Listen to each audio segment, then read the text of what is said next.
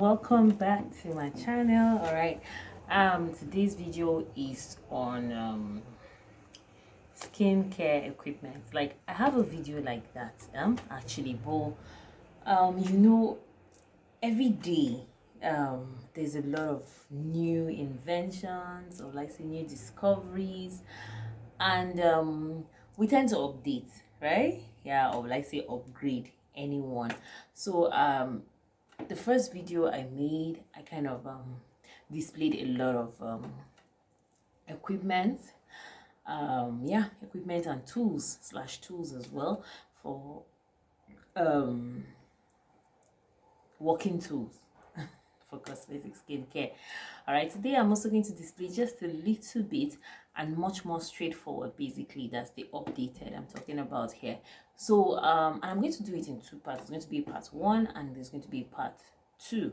Yeah, the part one, which is this one, is on skincare formulations, while the part two is going to be on soap making equipment.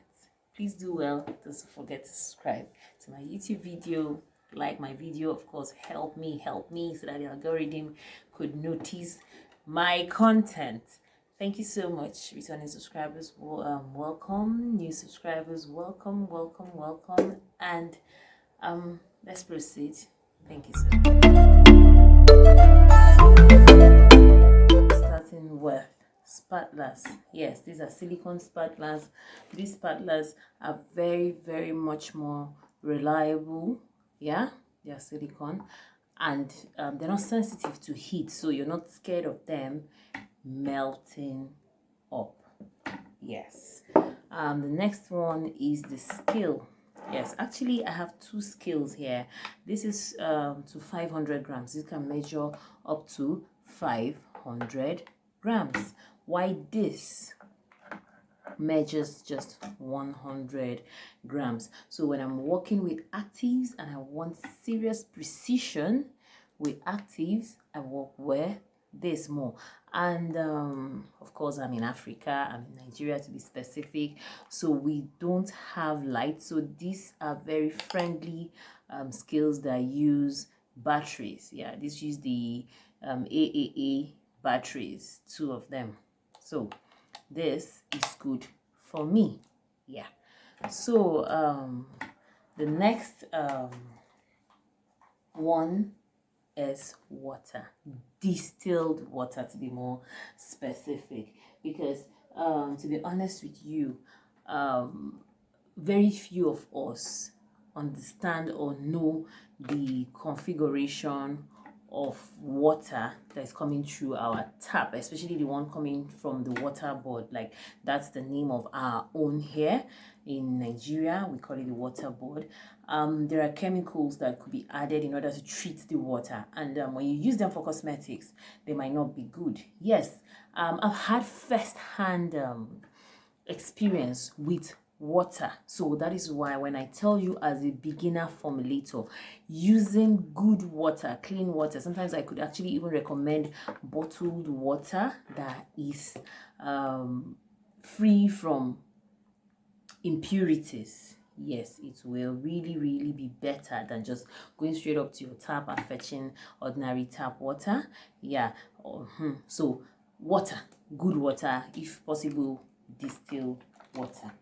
And the next one is your preservative.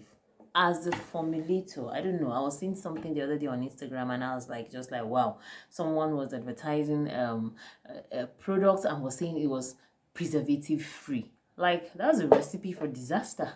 It's preservative free only when it's an anhydrous formulation, in the sense where it's just made of oils, there's no water. But as long as you have water, even if it's just a drop or two in your formulation, you need preservative, because it's a very well-known fact that oil and water cannot coexist together without breeding, giving room for bacteria to breed. So obviously your preservative is going to help against the growth of bacteria. Now here, this bottle here, I have the rubbing alcohol. This is 100% ethanol. I just decided to put it in a spray bottle, because it gives easier way of working with it. Do you understand? Because when you get ethanol itself, trying to, that will be so much waste, yeah, and there will be so much spillage. So putting it in a spray bottle and using it to spray my utensils and my environment is very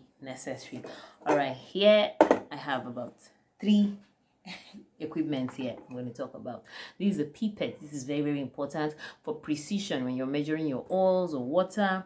This is very, very important. It's a disposable pipette. Very, very important. Now this, if you look at it, is a recycling bottle. Like this bottle was from mayonnaise and butters, so I just try to recycle them, because as a beginner formulator you might not have enough money to purchase beakers yet, because right now the cosmetic front has also introduced the use of laboratory equipment, yeah, like your beakers, your watch glasses, your stirring rods, yeah, that's in stirring rods, I hope I called it correctly, and a whole lot more. But as a beginner formulator, you might not have a budget covering that yet, so you could use some of these bottles, especially when you're trying to mix or melt waxes, something like that. You have to avoid plastic. You could also use this type of stainless plates. Also, they are very good. Yeah, so that is it basically on this. And then another very important tool I wouldn't want you to forget about is spoons. Yes, you could use spoons. Now, as I said earlier, you could, in the absence of spatulas, like the silver stainless spatulas, I think I'll do a video showing all those other cosmetic laboratory equipment. But then I think for now, if you ask me as a beginner, if you have enough room for that kind of budget, it's fine. But if you don't, just go for something small and then you gradually grow on it. So spoons, make sure you go for spoons that will not be rusted, at least stainless spoons that will not cause rust. Yeah, so I'm introducing this, and a lot of you will ask, why a masking tape? It's simple. As a beginner formulator, labeling, even a professional formulator, you still label. Do you understand? Labeling some actives, this hyaluronic acid powder, and I decided to label it. Do you understand? So you need this, very, very important, so that you could write and then label and then put it on whatever it is you want to put it. Then another very important thing for you as a beginner formulator is your pH indicator. This is very, very important. It reads, this is how this one looks like, and it reads the pH of 1 to 14, knowing fully well that 6 to 1 is acidic, 8 to 14 is alkaline, 7 being neutral. And it's very, very important to keep your pH test strip secured. Yeah, I like to keep it here, so in order to avoid contamination from the environment, as long as you open it, because this comes in a pack, you pull up one and then open it, you have to return it into something you could seal. And then one very important thing again is your gloves. Of course, that one doesn't need too much introduction. The last but not the least, your writing pad. This is very, very important. And your writing pen. You have to state everything. You have to always be writing, because it's very, very important. Yes, very, very important. If you've been in my class, you're my student, you know the relevance of writing. Very, very important. In fact, even your calculator is very important. It's not here though, but then calculator, so you can calculate the right percentage usage rate of your active. So this brings me to the part 1 of this video. So you would stay tuned for the part 2 of this video. Part 2 of the video is on soap making equipment. This is on, like, well, I say cream making equipment, serums, yeah, toners, mostly these things I just showed you. When you have them, you're good to go. I'll come with a separate video on soap making equipment necessities, obviously, for formulator, beginner formulators. Let me be more specific. The formulators I'm talking about is beginner. Professional formulators, they know their way around.